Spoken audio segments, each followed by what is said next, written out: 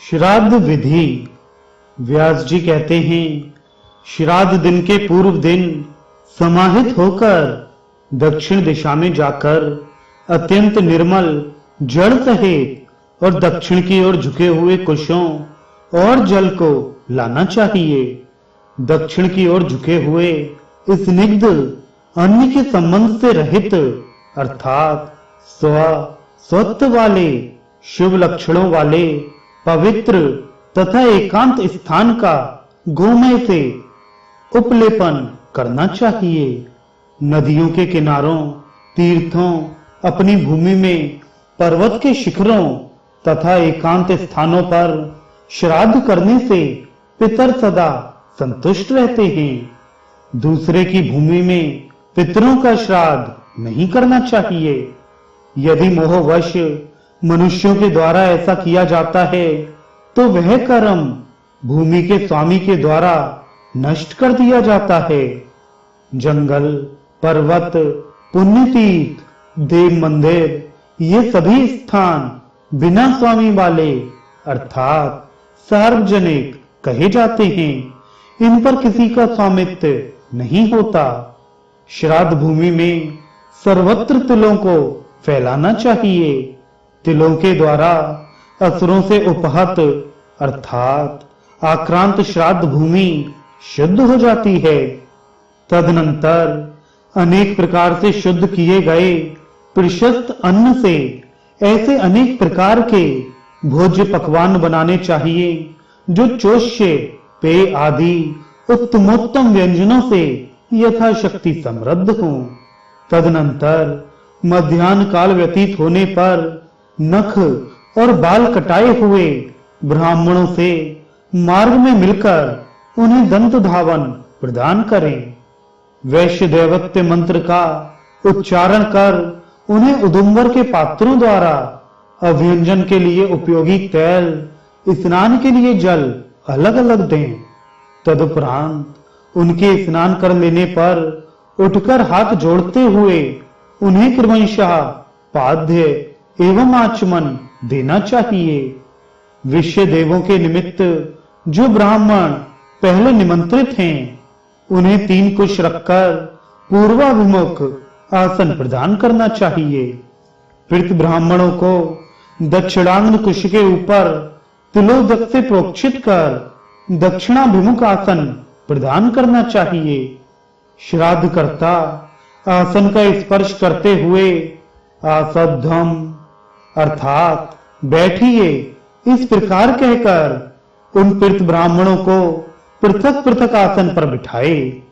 विश्व देव संबंधी 2 ब्राह्मणों को पूर्वाभिमुख, पितृ संबंधी 3 ब्राह्मणों को उत्तराभिमुख बिठाना चाहिए अथवा देव संबंधी और माता महा पितृ संबंधी के भी निमित्त एक ब्राह्मण को बिठाना चाहिए।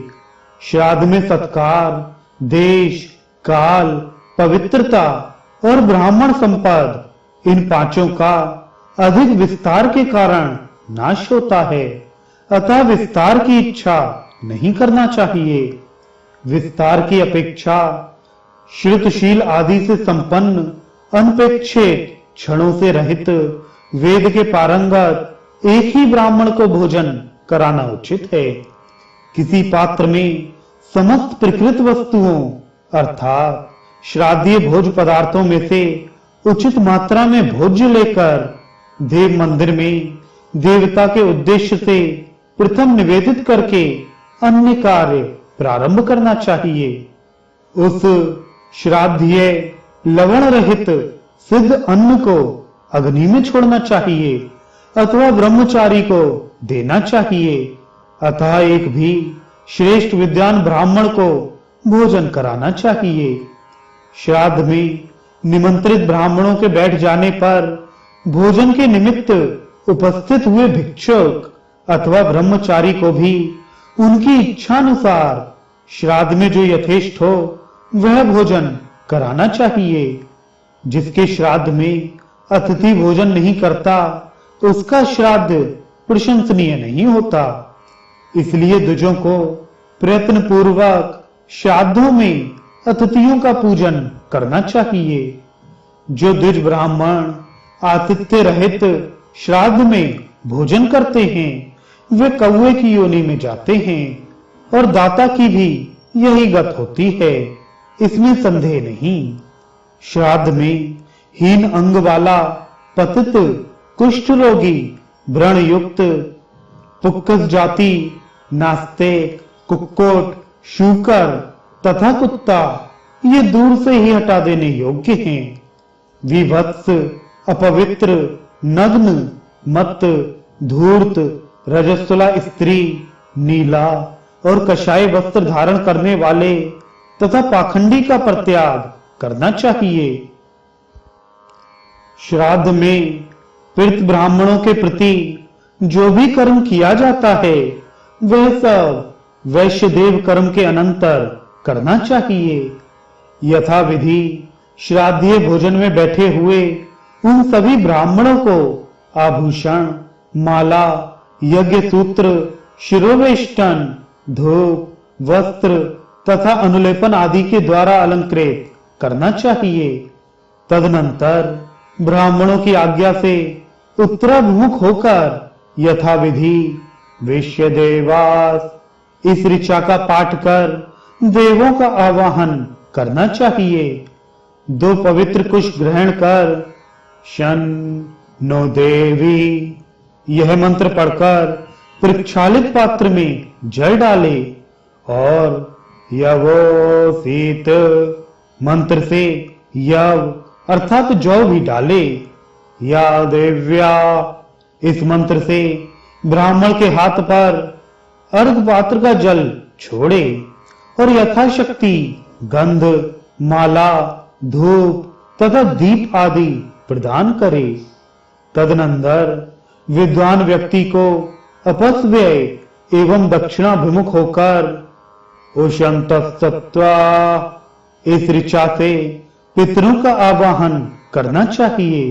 आवाहन करके उनकी आज्ञा से आयंतनाः इस मंत्र का जप करना चाहिए।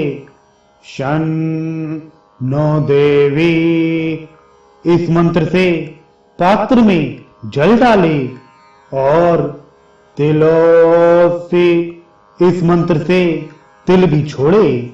पहले के समान अर्घ प्रदान कर अथवा ब्राह्मणों के हाथ में जल आदि प्रदान कर समाहित होकर पात्र में संस्रव अर्घ का अवशिष्ट जल रखे। तदनंतर पृथ्व्या स्थानम इस पात्र से पात्र को उलटकर रखे।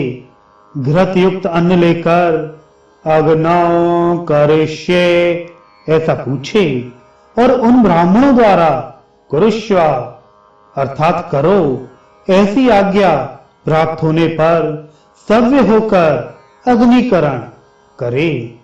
हाथ में कुश लेकर और यज्ञोपवीति सव्य होकर होम करना चाहिए। फिर संबंधी कार्य अपस्व्यय होकर करे और वैश्यदेव संबंधी कार्य होम के समान अर्थात सव्य होकर करे। पुरुष को दाहिना जानू जमीन पर रखकर देवों की परिचर्या करनी चाहिए और पितरों की परिचर्या में बायां जानू जमीन पर रखना चाहिए।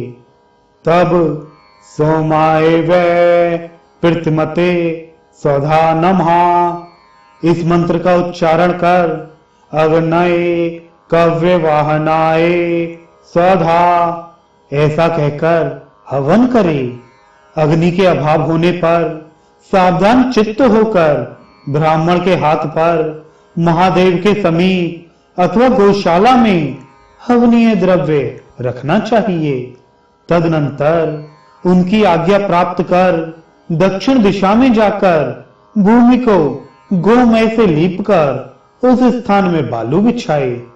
तदनंतर उस स्थान पर दक्षिण की ओर झुकी हुई गोल अथवा चौकोर शुभ बालुकामय वेदी बनाए।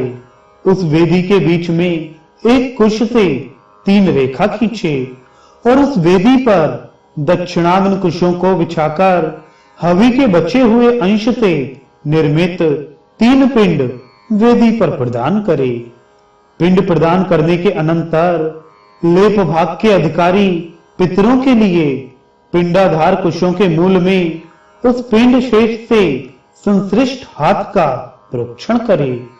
तदनंतर मंत्रवेत्ता को चाहिए कि आचमन करे और धीरे धीरे श्वास खींचकर अपने बाएं से पीछे मुख करके धीरे धीरे श्वास छोड़ते हुए पिंडों के सामने अपना मुख कर पूरा श्वास छोड़े तथा उस अन्न एवं पितरों को नमस्कार करे।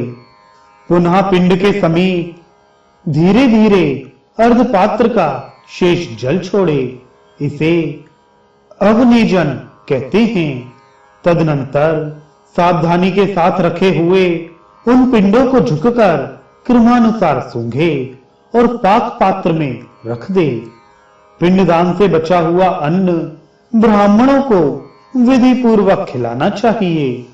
पुआ, किरसर, पायस अर्थात तिल के साथ पकाए चावल की खीर, सूप, शाक, फल, ईख, दूध, दही, घृत, मधु, अन्न तथा अनेक प्रकार के खाने और पीने योग्य पदार्थ ब्राह्मणों की रुचि के अनुसार खिलाने चाहिए। श्रेष्ठ ब्राह्मणों को जो जो रुचिकर हो और श्राद्ध में विहित हो वह सब देना चाहिए। साथ ही अनेक प्रकार के धान्य, तिल तथा शर्करा का दान करना चाहिए। कल्याण प्राप्त करने की इच्छा वाले श्राद्धकर्ता को चाहिए कि ब्राह्मणों को फल, मूल, विविध स्वाद युक्त पेय पदार्थ को छोड़कर अन्य सभी अन्न गरम गरम प्रदान करे।